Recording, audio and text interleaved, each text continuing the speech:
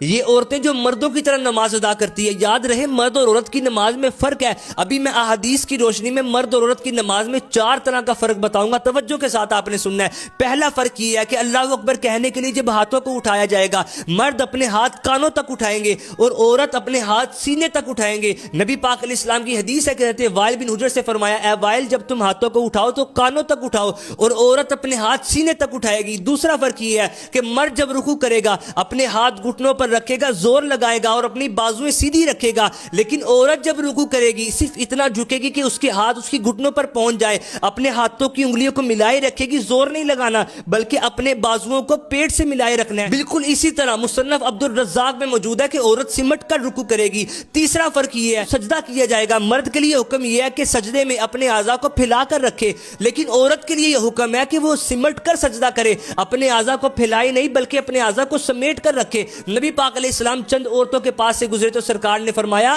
کہ جب تم سجدہ کرو تو اپنے گوشت کا کچھ حصہ زمین سے ملا لیا کرو، کہ عورت کا سجدہ مرد کی طرح نہیں ہے۔ سرکار فرما رہے ہیں کہ عورت کا سجدہ مرد کی طرح نہیں ہے۔ اب چوتھا فرق یہ ہے جو تشہد میں بیٹھا جاتا ہے جس میں التحیات پڑھی جاتی ہے، مردوں کے لیے نبی پاک علیہ السلام نے حکم دیا کہ وہ بائیں پاؤں کو بچھائیں گے اور دائیں پاؤں کو کھڑا کریں گے، لیکن عورتوں کے لیے کیا حکم ہے؟ ابن عمر رضی اللہ عنہ سے پوچھا گیا کہ سرکار علیہ السلام کے زمانے میں عورت تشہد میں کس طرح بیٹھا کرتی تھی؟ آپ نے فرمایا پہلے تو 4 زانوں بیٹھا کرتی تھی، لیکن پھر انہیں حکم دیا گیا کہ وہ تورک کرے، یعنی دونوں پاؤں ایک طرف نکال دے اور جسم کے ایک حصے پر بیٹھے۔ اب پتہ چل گیا کہ عورت اور مرد کی نماز میں فرق ہے۔ اب جو نبی پاک علیہ السلام نے فرمایا کہ نماز ایسے پڑھو جیسا مجھے پڑھتا دیکھو، تو عورتیں بھی اسی طرح نماز پڑھیں، لیکن جو عورت کا فرق بیان کیا وہاں اسی طرح عمل کرے گی جیسے سرکار کی حدیث ہے۔ اس کو اتنا شیئر کرے کہ کسی مرد اور عورت کی نماز میں غلطی نہ ہو، تاکہ آپ کو بھی ثواب ملے، مجھے بھی ثواب ملے۔